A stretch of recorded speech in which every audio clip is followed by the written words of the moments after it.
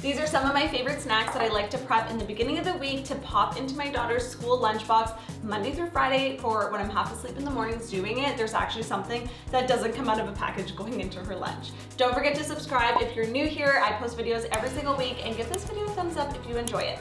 First up, we are making some Oaty chocolate chippy cookies that are so delicious. They also happen to be egg-free for any of my allergy kids out there, and they are school-friendly because there's no nuts. Let's make them. I need a food processor. And thank you to KiwiCo for sponsoring today's video. More about them in a little bit. All right, Sage is joining me, and who do we have? Kitty. Kitty. Okay, Kitty's gonna help us. Okay, we gotta put the oats first. So we're gonna grind up the oats. We're not making like full-on oat flour, but we just wanna process them a little bit so they're a little bit faster to cook in the oven and they have a chewier texture. We're gonna blend those up, and then we're gonna set them aside and put the rest of our ingredients in. This is basically, I know, but we're just gonna blend these first, and then we'll put the banana and stuff in. Whoa.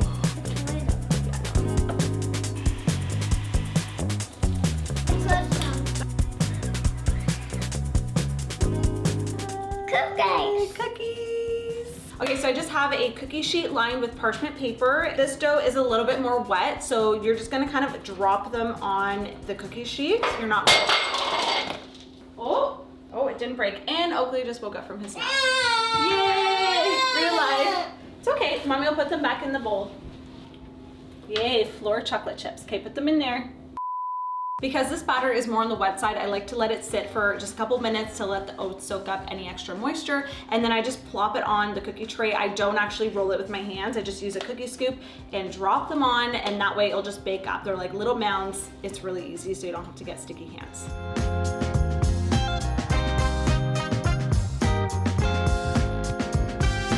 What are we making?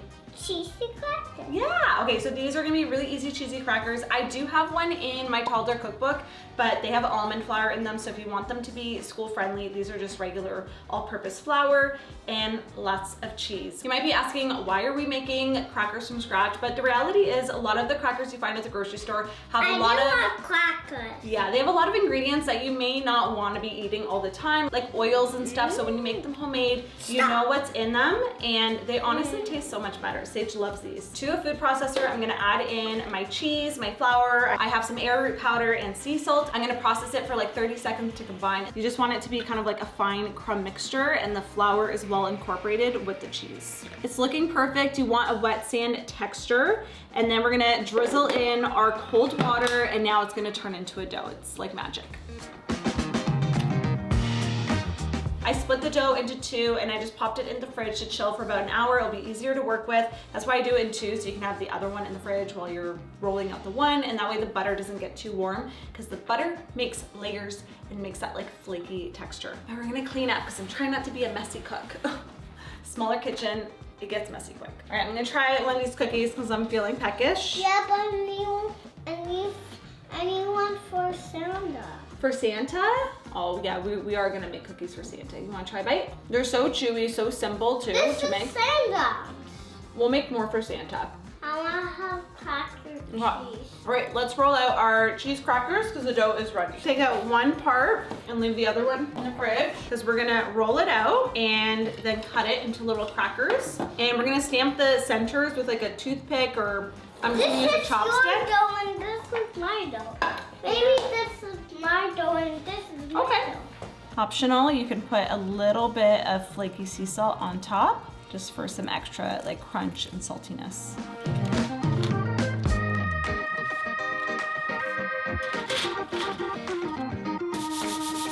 These look great, so I'm gonna set them aside to cool before we can eat them. They're hot. Okay, while that's cooling, I'm actually gonna open up our new KiwiCo crates with the kids. So we got the Panda crate for Oakley, and then the KiwiCo Sprout crate for Sage. They have 5 different clubs that you can choose from depending on the age and interests of your child, especially if you're looking for a gift idea. I find I'm like, even as a parent, I'm so confused on what to get. Different ages, and they have something for every child. And you can also sign up for a membership so they automatically come to your door. You don't have to think about it. I love that they're STEM-based, hands-on learning exciting, and I honestly look forward to these just as much as my kids because they're really fun to do with them. And this one specifically is a space exploration one. I'm so excited for her to open this because we actually just did a space themed birthday party for my youngest, Oakley, who just turned 1, and she is going to love this. Not to mention her dad is like a huge space junkie, so this is perfect for our family. So Sage is very into imaginary plays, so things like this are perfect for her. And also I find she sometimes gets frustrated. You make it. Oh, we gotta make it? She also tends to struggle a little bit with like not getting things perfect the first time. So working on projects together, problem solving is so perfect for her age and where she is at just like learning wise. Now that Sage is in school, having activities like this to use before school and after school have been crucial.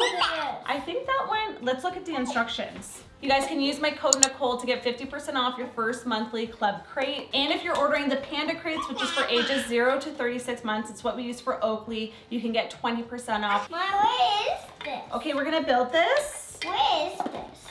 Oh, this is, I think, gonna give air to lift off the rocket. Okay. 2, 1,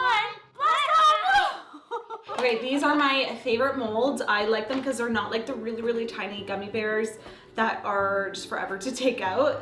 They're a little bit larger and these come in fun animal shapes. And honestly, my daughter loves these so much. Like she loves like being like, oh, the lion, the monkey, the bear. Oh my, that's forever stuck in my head. I will link these below because I get a lot of questions about them. They're the best ones that I've used. I know I talk about these a lot and make them a lot, but honestly, we just make them all the time to the point where I basically know the recipe off by heart. So we are gonna do some juice. Now, I like to get a good quality juice. One of my favorites is like a pure black cherry or like a tart cherry. I'll look for like a wild blueberry juice. You wanna look for one that doesn't have added sugar in it, not from concentrate, literally just the actual like fruit of the juice. Like the ingredient list for this one is only black cherry juice. And then just so it's not overly sweet, I like to water it down with some water. So in a saucepan, I'm just going to add my juice and my water. We're also going to need some lemon juice. I like to make these kind of like a sour cherry gummy. I just find it just like adds a nice flavor to it. It's like that sour sweet. If your kids don't like that, you can totally omit the lemon or switch it out for like lime juice or orange juice. That would be fun too. I've made this recipe so many times that now I just add in all of the liquid to my saucepan first before I add in the gelatin. It just like skips a couple steps, but I'm gonna have the full recipe for you guys down below in the info box. And that way you can make it at home. This recipe is actually in my toddler cookbook, so it's a little sneak peek of what's in there. You need muscle for these things. I also like adding honey because we're not gonna heat this up too much, so you're still getting the like benefits from the honey. And I like to get a nice raw, unpasteurized honey. Preferably local, but whatever you can get your hands on. Sage actually got this from school, like they collected it. I was very impressed. I was like, wow. Fresh honey. Now I'm using specifically gelatin. It's not the same as like the collagen powders that you see a lot in the store. Those will dissolve completely into like warm liquid. This one is actually going to hydrate and thicken up in liquid, and then it's gonna melt down when we heat it up. And when it sets, it's gonna give us that like Jell-O consistency. So I just get grass-fed bovine gelatin powder. I'll link it down below for you guys, but essentially you're gonna bloom it first, which basically means you're like activating / hydrating the gelatin before we're melting it. I don't really know the science behind it. I just know it's good to do. And this is how I do it, and it works every time. So I'm gonna do that, let it sit for like 5 minutes, warm it up on the stovetop just enough till it melts everything, but you don't want it to come to a boil. And then we're gonna fill up our molds and get them setting. Oh, sorry. It's okay. Do this one now. Oh. Cooking with the toddler. So a little trick to getting them to come out easier is I like to fill them all the way to the top. Like even if they bubble up a little bit, that is like the perfect amount, because I find if they're underfilled or just for some reason, once again, science, I don't know why, they're harder to remove, and we make them a lot. And so I do this trick every time and it works. All right, we're gonna fill these up and then we're gonna pop them into the fridge for about 4 hours, or I just do them overnight. And then they're ready to pop out and enjoy. Wow. And usually these last in the fridge for like 1 to 2 weeks, if they even last that long, but they're so delicious. They kind of have like a Jell-O texture, and your kids are going to love them. And like the sour lemon taste is really fun too. Stop buying store-bought hummus. Say it with me. It is one of the easiest things to make at home. It's a delicious dip for veggies, for a spread on a sandwich, and it is a great addition to a lunchbox because A, it has protein in it, and it's just like a fun, delicious, versatile spread. So we're gonna make it, and what we're not gonna do is put canola oil in it. Like, why is that in hummus? It is really hard to find good quality hummuses out there, even at the health food store. So I just make it at home. I do buy it sometimes, but I really try just to make a batch at home because it takes 5 minutes. You know what's not easy is getting this guy to sleep longer than an hour. He is in a major sleep regression right now. Hello, 1-year-old. Yeah, you don't want to sleep. So I'm gonna show you how easy it is to make because we're gonna do it with a baby on me. If I can do it like this, you can make it at home. The star ingredient in hummus is tahini, which is pretty much peanut butter but made with sesame seeds. It has a delicious nutty flavor, but it is nut-free. But if you can't bring seeds either to school, there are nut and seed-free options you can make as well. In a food processor, I'm gonna first blend together my tahini, lemon juice, garlic, a little olive oil, season with salt and pepper, and blend until smooth. Then I'm gonna throw in a can of chickpeas that I've already rinsed and drained. Fun trick is throwing a couple of ice cubes in there to get it really creamy. You can also make it in a blender if you want it like silky smooth. I'm gonna give it a scrape down the sides to make sure everything gets incorporated. It's looking good.